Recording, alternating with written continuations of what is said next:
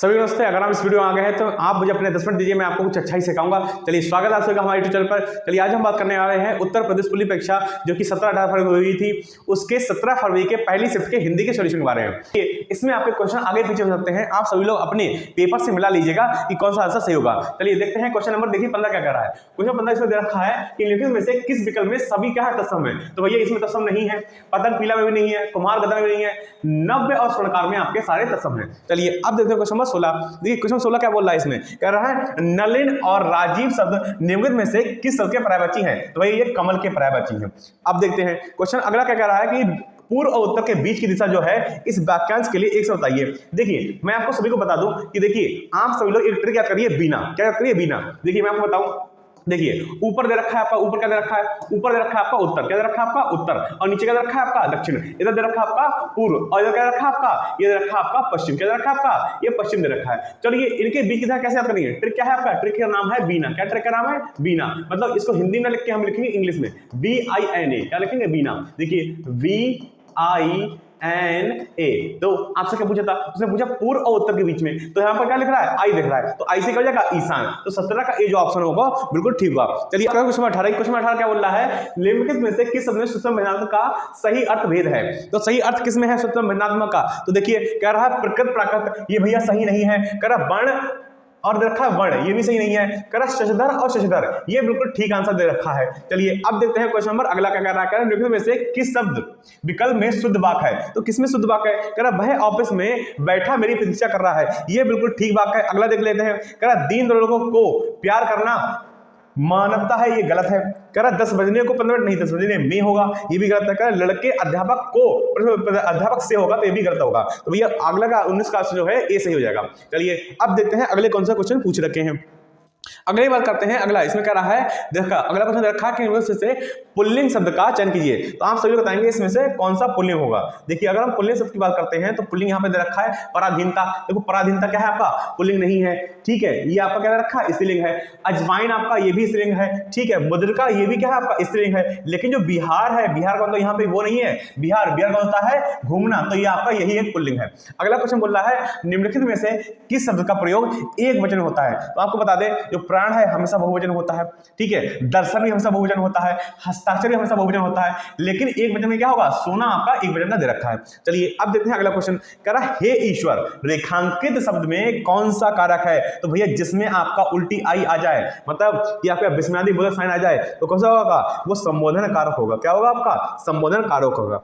तद्भव शब्द कौन सा है, इनमें से कौन सा जो तद्भव शब्द दे रखा है। तो आपको बता दें, देखिए जलधि, ताप, शांति और काज। तो आपको बता दें जो काज है ये क्या होगा आपका, ये आपका तद्भव शब्द होगा। बाकी यहाँ पे क्या है, सारे तत्सम दे रखे हैं, तो काज इसका सही आंसर हो जाएगा। चलिए अगले क्वेश्चन बात करते हैं, कह रहा है कि अभिभाषण शब्द में कौन सा उपसर्ग है। तो अभिभाषण में देखिए अभि प्लस में भाषण, तो यहाँ पे क्या होगा, अभि सही होगा, ऑप्शन नंबर सी सही होगा। अगला कह रहा है रक्त रंजित में कौन सा समास है। तो रक्त से रंजित कौन सा तत्पुरुष समास है, इसमें सही आंसर होगा। तो क्या दे रखा है, ऑप्शन ए जो है वो सही आंसर होगा। अगला क्वेश्चन कह रहा है क्यों कब कौन सर्वनाम के उदाहरण है। तो भैया क्यों कब कौन कब आते हैं, प्रश्नवाचक सर्वनाम में आते हैं, तो ऑप्शन नंबर बी जो है उसका सही आंसर होगा। अब देखते हैं अगले कौन सा क्वेश्चन पूछ रहा है, कह रहा है अगला में पूछ रहा है कि मद्रालय के संधि विच्छेद का चयन कीजिए। तो मद्रालय में कौन सा संधि विच्छेद होगा। देखिए मद्रा शब्द का, मद्रालय का अगर हम संधि विच्छेद करें तो मद्रालय का संधि क्या होगा, मद्रा प्लस में आलय। क्योंकि मद्रा प्लस में आलय, क्योंकि यहाँ पे आ और प्लस में आ, ये आ प्लस में आ होके आपका बड़ा आ बनाते हैं, तो इसका सही आंसर क्या हो जाएगा, डी वाला सही आंसर होगा। अब देखते हैं 28 वाला, कह रहा है अवतरण चिन्ह को किस नाम से और जानते हैं। ये अवतरण चिन्ह देखिए आपको बता दें, अगर कैसे होते हैं ये और आपका ये डबल टिक, अगर हम बोले इंग्लिश में तो इन्वर्टेड कॉमा हम बोल सकते हैं। तो क्या निर्देशक चिन्ह कहते हैं, ठीक है। योजक चिन्ह कहते हैं, नहीं। क्या उद्धरण चिन्ह कहते हैं, हाँ उद्धरण चिन्ह कहते हैं, निर्देशक नहीं कहते हैं, पुस्तक नहीं कहते हैं। तो 28 का डी वाला ऑप्शन सही होगा। अब बोलते हैं 29 में, कह रहा सही शब्द में किस प्रकार संख्या बोधक विशेषण का प्रयोग किया गया है। तो यहाँ जब उसने खुद बोल दिया संख्या बोधक, तो क्या होगा आपका गणनावाचक विशेषण होगा। और गणना प्रक्रिया होती है, एक तो पूर्ण गणनावाचक होते हैं, एक अपूर्ण गणनावाचक होते हैं। अगली बात करते हैं, अगला क्वेश्चन क्या पूछ रहा है, देखिए अगला क्वेश्चन बात करते हैं, तो कह रहा 30 क्वेश्चन नंबर 30 क्या बोल रहा है, क्वेश्चन 30 बोल रहा है कि राधा ने पायल से चिट्ठी लिखवाई, इस वाक्य में कौन सी क्रिया है। आप सभी लोग बताएं कमेंट बॉक्स में इसमें कौन सी क्रिया है। देखिए जब भी कभी खुद काम ना करके दूसरे से काम करवाया जाता है तो इसमें हमेशा प्रेरणात्मक क्रिया होती है। तो क्या होती है? प्रेरणात्मक क्रिया होती है। तो 30 का जो होगा ऑप्शन नंबर ए जो है वो सही आंसर होगा। अब देखते हैं अगला क्वेश्चन। 31 क्या बोल रहा है? 31 बोल रहा है कि चिल्लाहट में कौन सा प्रत्यय है? तो चिल्लाना प्लस में आहट, चिल्ला प्लस में आहट क्या होगा आपका? तो इसमें ऑप्शन नंबर ए जो है वो सही होगा। चलिए अब देखते हैं पेपर अगला क्वेश्चन क्या दे रखा था। अगला क्वेश्चन बोला कि राम अभी सोएगा, इस वाक्य में कौन सा वाच्य है? तो राम जब कर्ता काम करता है तो यहाँ पर क्या होगा? कृतवाचक आपका सही आंसर होगा। फिर अगला बोला है तिल का तड़ बनाना, मतलब कि छोटी सी बात का बहुत बड़ा चला कर देना। तो क्या होगा आपका? तिल का तड़ बनाना मतलब यहाँ पे अगर हम देखेंगे तो व्रत काम करना नहीं, घाघ बैठना नहीं, आक्रमण करना नहीं, मतलब साधारण बात को बड़ा चक्कर कहना, ये आपका सही आंसर हो जाएगा 33 का ए। चलिए अब देखते हैं अगला क्वेश्चन। कह रहा परोक्ष का विलोम क्या होगा? तो परोक्ष का विलोम होता है प्रत्यक्ष, क्योंकि प्रत्यक्ष का विलोम क्या होता है? परोक्ष होता है। अगला क्वेश्चन बोल रहा है 35 वाला, कह रहा चमड़ी जाए पर दमड़ी ना जाए, लोकोक्ति का अर्थ इनमें से कौन सा होगा? तो मतलब समझिए क्या बोला? क्या पैसा ही माँ बाप दोनों गलत, अत्यधिक कंजूस होना, ठीक है। अगला क्वेश्चन क्या बोल रहा है? अगले क्वेश्चन बात करते हैं। तो यहाँ पे क्या रखा है? अगला 36 क्वेश्चन क्या बोल रहा है? देखिए 36 क्वेश्चन बोल रहा है कि क्रोध किस प्रकार का स्थायी होता है? क्रोध में किस प्रकार का स्थायी होता है? तो यहाँ पे देखेंगे क्रोध में क्या होता है, अगर हम ध्यान से देखें तो क्या वीर रस होगा? नहीं। क्या भीभत्स रस होगा? नहीं। ठीक है, यहाँ पे अगर हम देखें क्रोध में क्या होता है आपका? रौद्र रस का स्थायी देखने मिलता है। अगला क्वेश्चन क्या बोल रहा है? कह रहा सोठा के द्वितीय और चतुर्थ चरण में किस प्रकार की मात्रा होती है? तो भाई सोठा कह रहा दूसरे और आपके चतुर्थ चरण में, तो देखिए आपके 2 और 4 क्या है? आपके सम चरण दे रखे हैं, जबकि आपका पहला और तीसरा क्या होगा? आपका विषम चरण होगा। तो विषम चरण कितनी होती है आपकी?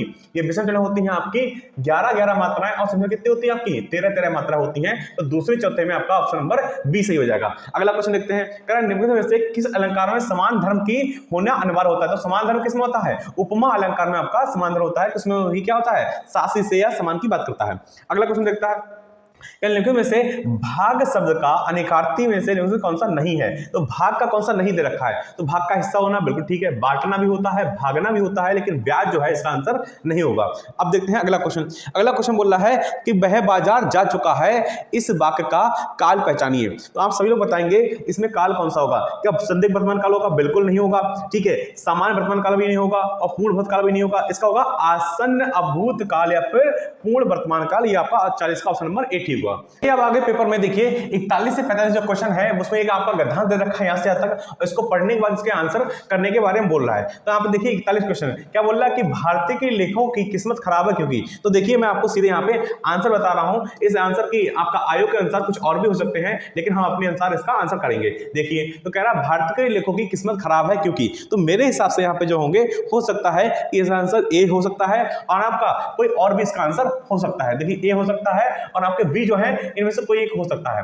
ठीक है, जिसका सही आंसर नहीं मिल पाया वहीं पढ़ा इसको। अगला देखते हैं 42 क्वेश्चन। कह उपयुक्त शीर्षक दीजिए। तो इस पूरे गद्यांश का अगर ध्यान से देखें तो बार बार यहाँ पे क्या बोला गया कि भारतीय शिक्षकों का अंग्रेजी में हो, इसके बारे में बात बोल रहा है। तो 42 का बी आंसर सही होगा। चलिए अगला क्वेश्चन देखें। अगला क्वेश्चन क्या बोल रहा है कि भारत का सुरक्षित समाज कौन सा साहित्य पढ़कर संतुष्ट हो जाता है? तो इसका आंसर आप गद्यांश पढ़कर देखेंगे तो यहाँ पे आपका अंग्रेजी आंसर सही हो रहा है। अब देखते हैं अगला क्वेश्चन कह रहा है भारतीय भाषाओं के साहित्य के प्रति समाज किस वर्ग में अरुचि की भावना है? तो भैया सुरक्षित समाज में अरुचि की भावना के बारे में बोल रखा है।